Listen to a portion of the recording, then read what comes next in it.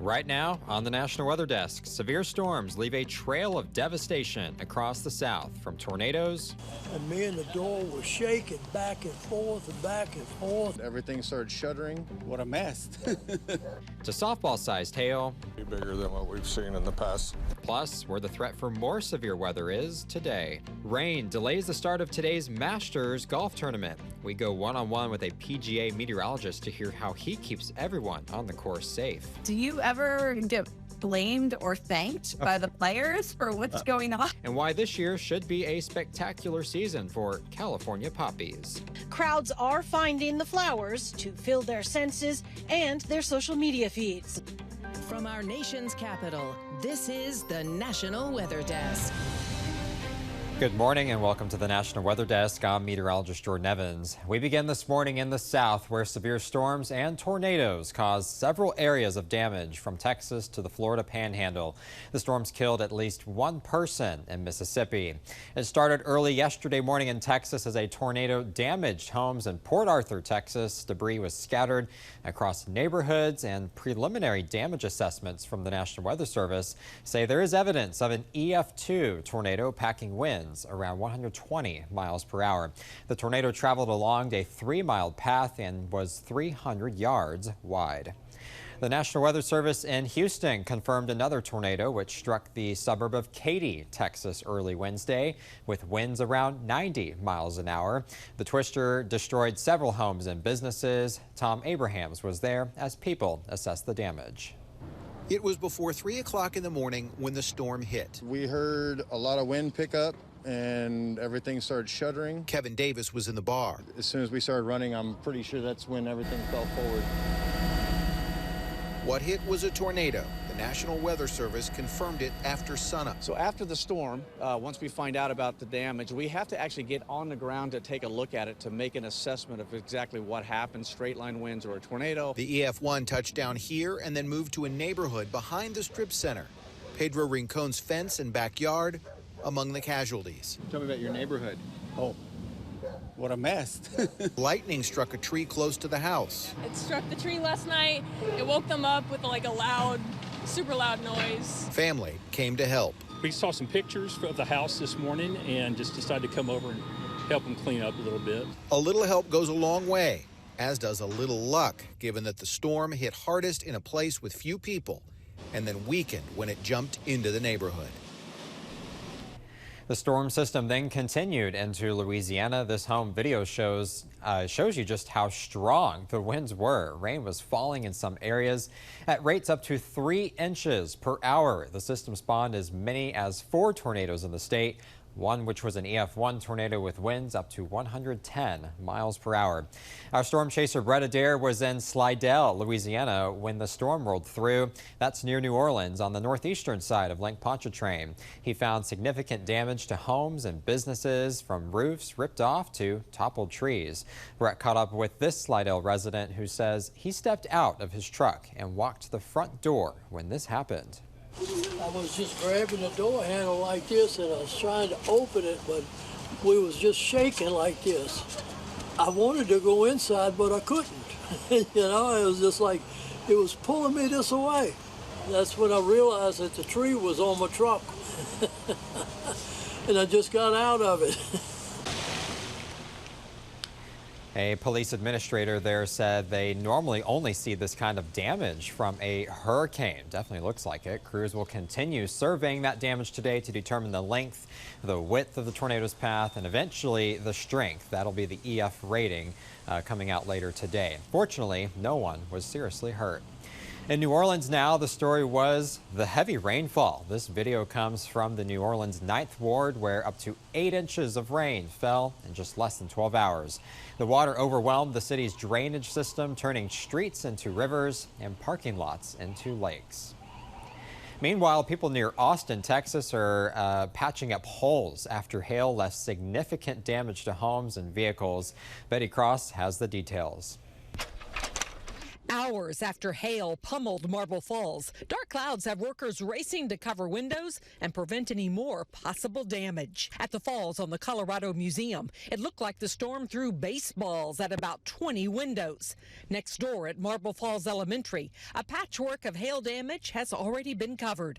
36 windows were busted, and the school sign took a couple of direct hits. Way bigger than what we've seen in the past years. You know, this was anywhere from pea-sized to softball-sized hail.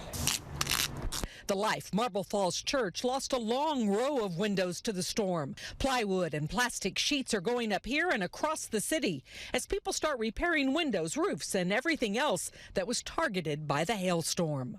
A bunch of busted windows, a bunch of shattered windows on cars,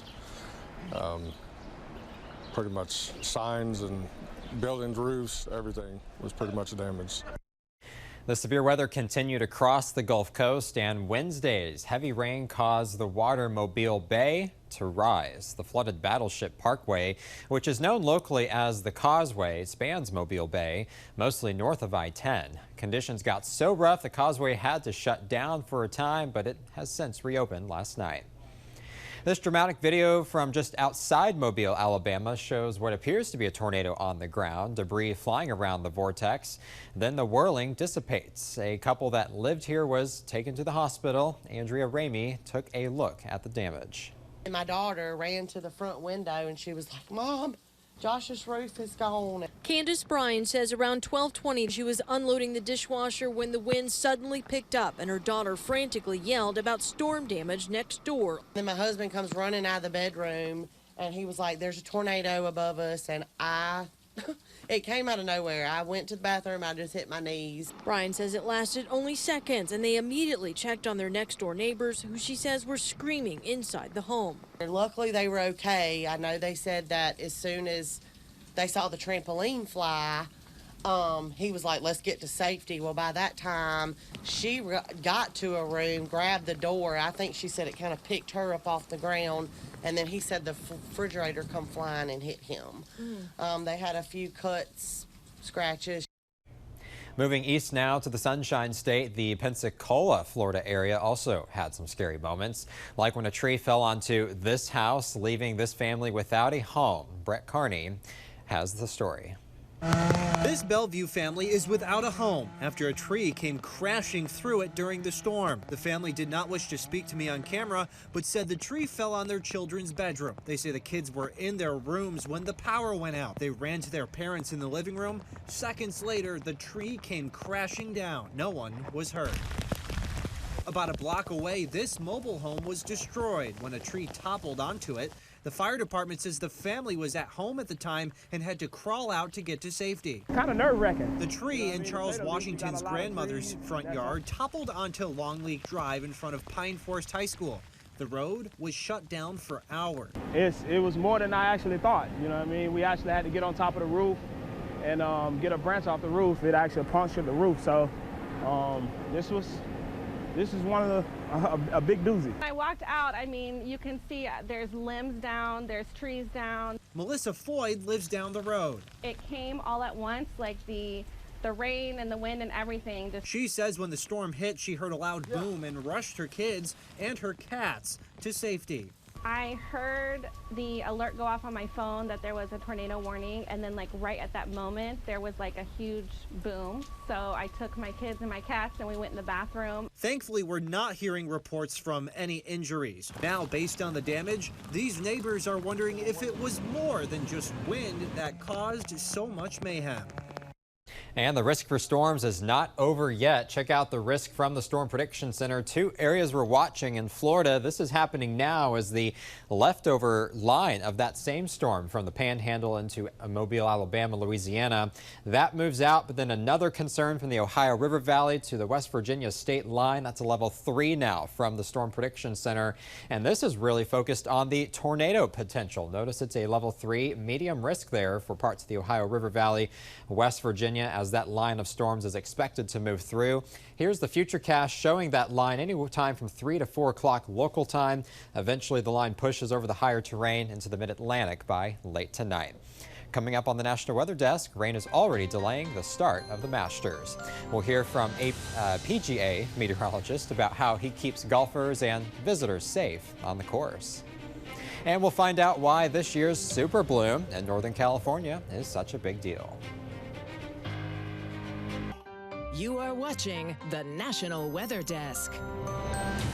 As we showed you earlier, storms in the south this week produced large amount of hail. But why can it sometimes be that the size of a penny, and sometimes the hail can be as big as baseballs or softballs, even larger? Here's Syracuse meteorologist Violet Skybor with a look at how hail is formed. Have you ever seen videos of hail as large as grapefruits? Well, the reason why hail gets so big is because of a process called an updraft. And that occurs in thunderstorms where we have a wind that is rising very rapidly through the middle of the thunderstorm, and it keeps the hail suspended in the top of the storm, collecting more and more rain droplets around it and freezing onto that block of ice. So the stronger the updraft, the larger the hail will be.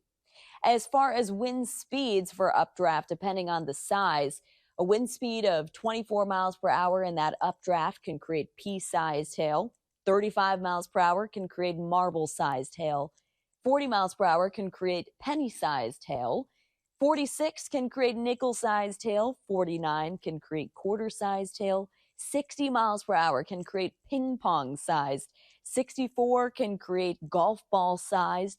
69 can create a hen egg-sized. 77 produces tennis ball-sized hail. 81 produces baseball-sized hail, and 98 miles per hour is what gets you that grapefruit. Pretty impressive speeds for an updraft, that upward flowing wind in a thunderstorm. Now you know how strong it needs to be in order to see hail that large. Today is the first day of the Masters golf tournament, but the start was delayed by rainy weather in Augusta, Georgia.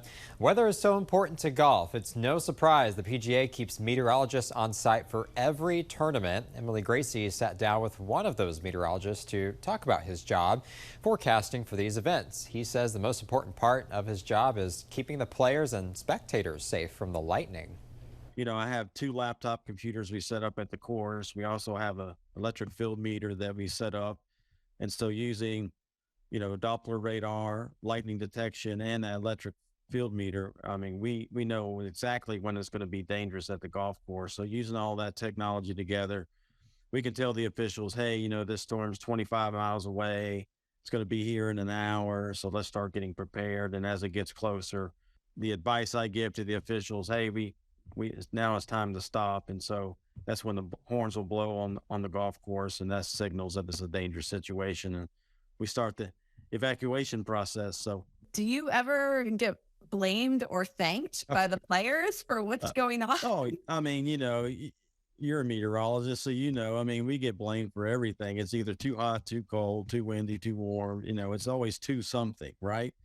Obviously, sunny days, everybody's happy, in a good mood because everything's going smoothly. And then obviously, if you throw a thunderstorm in there and you do have to stop play, then obviously we're the blame for that. On the PGA Tour, you know, most of the players and the officials, they know we're doing the best we can do, and we're very accurate at what we do. So I think they respect it. They really do. Is there any insider information you can give us about being on the ground at the Masters? Well, I mean, it's a special place to be, and you know, the Masters has their set of rules, and I will say this: they have a very good weather policy in place. They like to suspend play an hour before any storms are going to arrive, so they can get the patrons off the property, because it takes that long to get that many people off the property. You know, if we are expecting weather that day, we may have meetings at 5 in the morning before they even open gates at 7 a.m. So the days are really long. And they're demanding. They're really on top of things. So it's just different. I can't really describe it, but it's different. If you want to hear more about golf and weather, be sure to check out this week's episode of our podcast, Off the Radar. You can listen for free anywhere you get your podcast. In the California Bay Area, poppies are popping up ahead of what many experts say will be a spectacular season. Leslie Brinkley looks at what's behind the stellar year. The buzzword is biodiversity. The Bay Area is blessed, and this spring's showy wildflower display is now exploding in the sunshine after late-season cool rainfalls. We're really starting to see kind of this peak of the bloom right now. I think the sun that's helping this week is really starting to make those colors pop. Poppies are popping up everywhere along with lavender lupin. Experts say it won't rival last year's super bloom, but it will be a pretty spectacular season.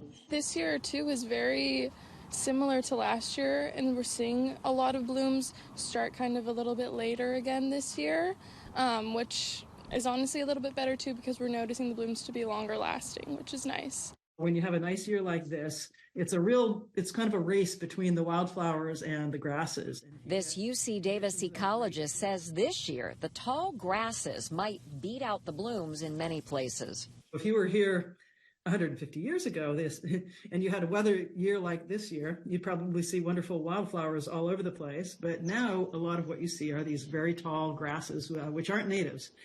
And so when you go to the desert, what you're seeing is just pure wildflowers responding to a nice rainfall year. Just don't trample the flowers. Stay on established trails and only take photos of flowers, don't take flowers themselves. We can have more places for bees to be pollinating and spreading the flowers, and it only does good things visually and environmentally.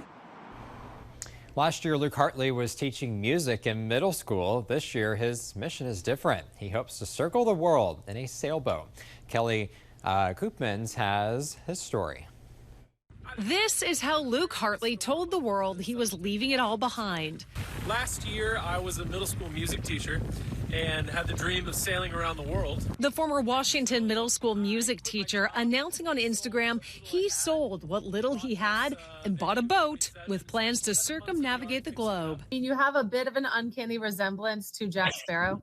But I'm sure I'm not the first person to say that. Yeah, I get it quite a bit. I chatted with Hartley, who's in Mexico, before eventually setting sail for French Polynesia to begin his trip around the world on a sailboat. It's a dream born from a need for change. Hartley became obsessed with the idea of hitting the high seas, wanting a break from the classroom. My classroom last year didn't have any windows in it, and so I was getting to school in the dark and leaving in the dark every day. Hartley is new to sailing. His only prior experience, hitchhiking around Mexico on other people's boats. I never grew up sailing, and that's really the only practical experience I got other than Google and YouTube. He knows there are challenges ahead, like dealing with storms, high winds, high seas, immigration by sea, and other logistics.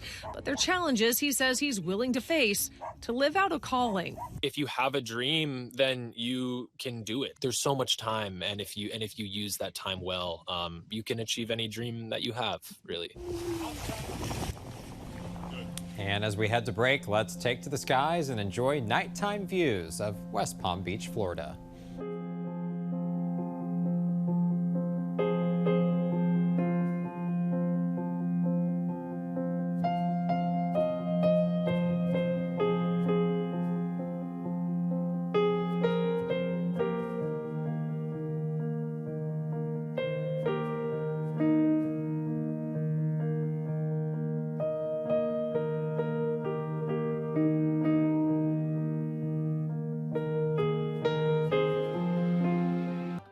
Weather Window, presented by the National Weather Desk. The hole and streaks in this batch of clouds are known as hole punch clouds or fall streaks. They form in high to mid-level clouds like altocumulus ones, which are made of supercooled water droplets, but planes passing through can cause the droplets to freeze, grow, and fall. The same happens to nearby droplets, and they fall too, leaving behind a hole. For more content like this, like the National Weather Desk on Facebook.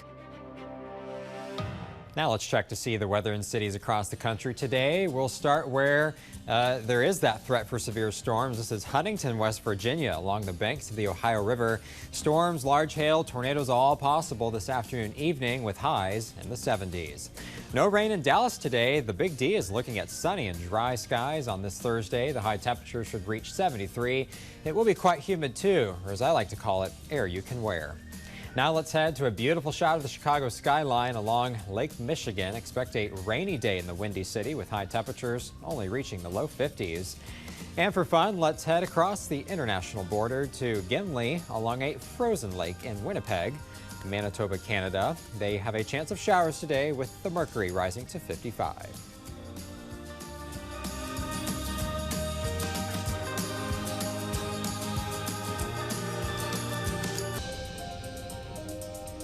This morning, I'm meteorologist Jordan Evans. Make it a great Thursday. We'll see you right back here tomorrow.